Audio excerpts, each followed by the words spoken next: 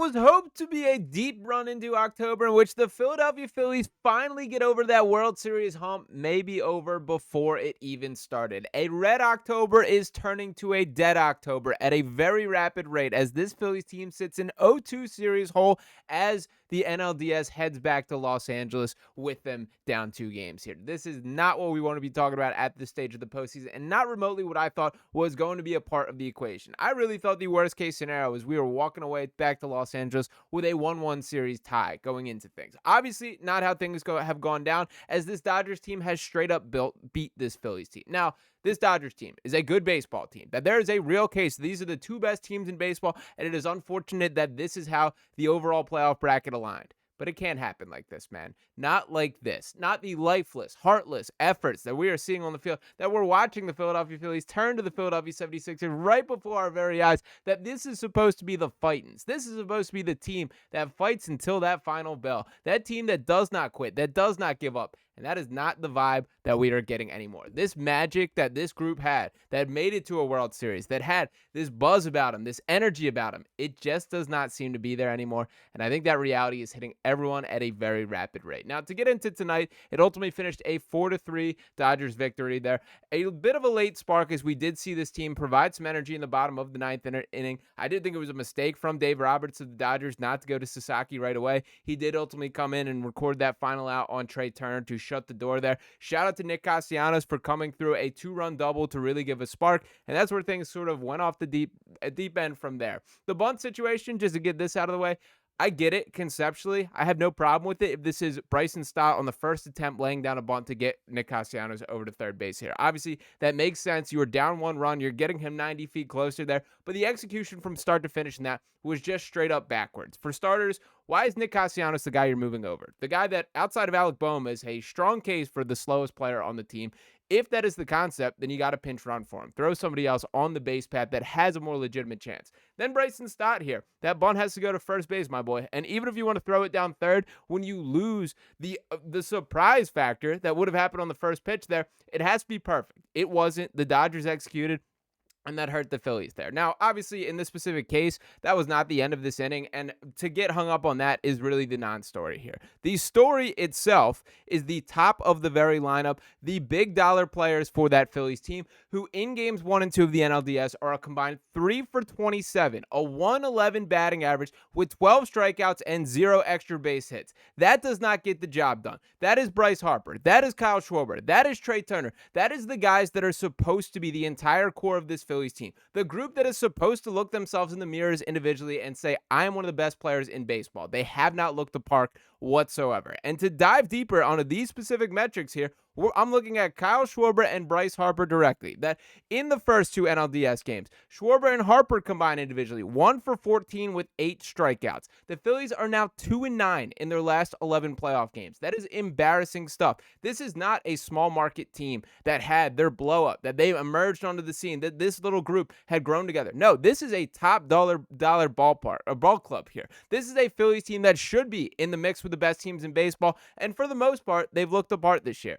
But they have not in this series, man. The Dodgers have outmatched them. And what most specifically is frustrating to me, there are some things that you have to tip the hat at. Shohei Ohtani, an incredible baseball player. Blake Snell absolutely dealt on the mound today. One of the best pitchers in baseball whenever he is right there. A 2-time Cy Young Award winner. We know what this guy brings to the table here. But when that is the case, when you know the situation like this Dodgers team that is very clearly right in front of you, you know they don't have a bullpen. They literally do not have a bullpen. That they are playing their starting pitchers or pitching their starting pitchers out of the bullpen as their way around it. So when knowing that is the case, and you're watching a guy like Blake Snell absolutely deal, why are we still doing these swing at first pitches, the aggressive plate approach, work counts, take pitches, get these guys out of games and give yourself a chance? And I just did not see that from this Phillies team really into the very end. To dive back into the score and take a peek at the box score here, you can see no run support whatsoever. And I'm remiss that I did not bring up this guy yet. Jesus Luzardo, man, it is a damn shame that he's going to hold a loss for that game. 6 innings pitched there, allowed just 3 hits, 2 earned runs, which I don't even fully fault him for those, as he's obviously taken out of the game. He allowed it to get to second and third, and that's when the bullpen got called in. 5 strikeouts there. Luzardo was the only guy on this field for most of this matchup that looked like he knew that this meant something, that this was a big dog game. This was a defining game for this franchise there. And shout out to Luzardo, man. I love every bit of the emotion he shows on the mound, the pumping the chest, the firing up the crowd. He got it today. That this was a dude who all season, since he was the prized offseason acquisition, the biggest difference-making piece that was added to this Phillies roster, he spoke all season about, I want to pitch in big-time games where there's pressure. Well, he looked like that's what he wanted today, but the rest of the team just did not follow him, man. To take a peek at the full box score as we go down the list, Trey Turner, the guy who delivered the final out there, did have one hit and an RBI to make it look like a better game than I truly think was the case. You can see that post-season batting average at 143 right there. Not what you want to see whatsoever. Kyle Schwarber, uncompetitive, non-competitive at-bats once again. 0 for 3 at the plate with 2 strikeouts there. He did walk once. For Bryce Harper directly, a dude who had every chance. And this is the frustrating part about these guys in particular. There were twice in this game where you had the opportunity, you had a chance to make that defining hit, that career-defining moment where you take down, you seize the opportunity right in front of you, and they just did not do it. For a guy like Bryce Harper, who has, for the most part, been synonymous with clutch, that this is the guy we think of when we think of big hits. We know the bedlam at the bank. We know the big moments that he has had. It just feels like he does not have it right now. And that cannot happen when we are at the stakes are what they currently are. Now, to keep going down this lineup here, Alec Boehm I thought was fine. He had a hit, 1 for 4, scored a run as well. JT Realmuto, shout out to him delivering and breaking things up a little bit early. He had a hit as well. Nick Castellanos, who I think is probably the biggest story of this game for a guy that has fought through a lot of, just turmoil with his overall situation and, did not look the part of playing a strong right field. But nonetheless, he did come through with 2 RBIs and gave his team a puncher's chance at the end. Edmundo Sosa had a hit. Bryson Stott came in. I didn't love Bryson Stott. I think we know the deal from at the plate at this point. It's just not happening this year. I didn't even really like him being thrown into the game there. Brandon Marsh, I thought competitive at bats. I know he was 0 for 2, but the dude work counts. The dude made the pitcher throw pitches in a way that should be the priority for this team. And we got Harrison Bader coming in off the bench with a pulled groin, delivering with a base hit to extend that 9th inning rally there. Shout out to Bader, man. An absolute gamer that this team needs. And it's such a bummer that groin issue did pop up. I am encouraged by the fact that it was, of course, he was able to step into this game and take an actual plate appearance here. But we'll see what happens when things do travel back to Los Angeles. Now, the reason that this is so embarrassing, so frustrating to me, is there are, as I've echoed on this channel all season long, some big changes coming this offseason, man. There are no way around that there is decisions to be made. Harrison Bader himself, a mutual option there. Kyle Schwarber, a free agent. Ranger Suarez, a free agent. Nick Castellanos has been dangled in trade rumors for seemingly a full calendar year to this point. Alec Boehm just battled trade rumors all of last offseason here. There are going to be changes, and there have to be. That you cannot just repackage this specific Phillies team once again and believe that they're going to get over the hump. We've now done this too many times. For Rob Thomson, if he is the guy whose head's on the chopping block, and I don't think this is Rob Thomson's fault, but I do think this is the type of series and the type of regression from a postseason perspective that does get a manager fired here. And I was far more critical of him in game 1 than game 2, even like Luzardo going out in the 7th inning. I think that was the right call to me. I understand that obviously he let up back-to-back hits to start the inning, and it looks in poor taste there, but the dude was dealing, the dude had it going, and I don't feel any better about Orion Kirkring being the guy coming into the game, which obviously did not quite pull the job. And by the way, the Trey Turner play at home, it's a tough play, man. The throw was on time. It was to the wrong side of the plate. I get like a lot of people are fired up about that. That's not one that I have some animosity in my heart. That obviously, was the go-ahead run, the first run that was put on the board. It hurt at the time. I don't fault Trey for that directly, but there are certainly things that you can nitpick with Trey Turner. But now for this Phillies team, this will be the ultimate test. I think how this series ends dictates what the next steps are.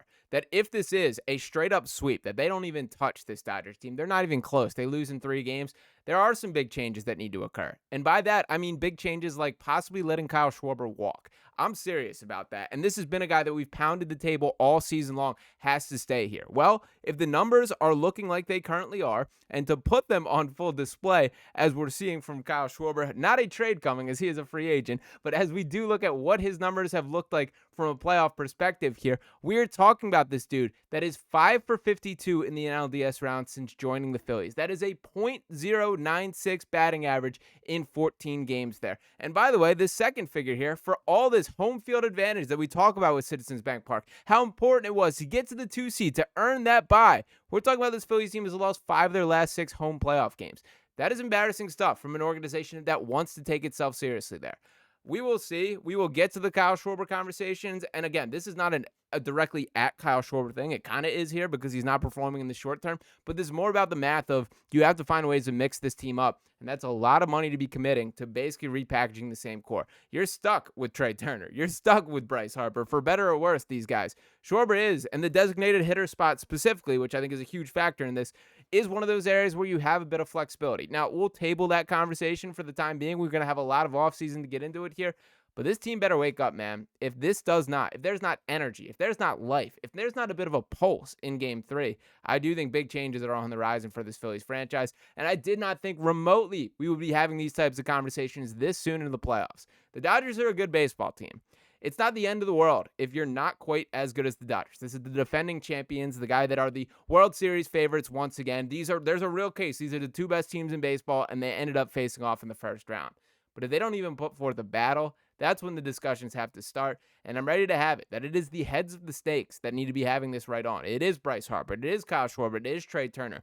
When your stars aren't ready to shine bright, when the lights are on them the most, you have a fundamental problem as an organization, and that's directly what we're seeing with the Philadelphia Phillies right now. So let me know where you guys' heads are at with all this. I hate that I'm saying this, as obviously I am run the Sixers Digest channel as well, and the Sixers have been my main lane from a professional standpoint, from a fandom standpoint, for what I've covered the most.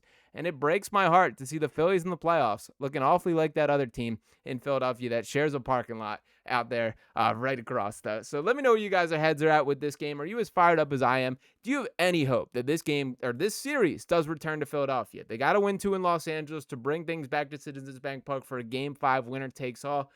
I'm not feeling the spirit of that being the case at this time. But would love to hear you guys change my mind in the comments. Drop those thoughts below. Appreciate each one of you guys for rocking with me right here on Phillies Digest. If you have not already, make sure to smash that subscribe button. Drop a like on this video here. And I'll be back to talk with you next time. Peace.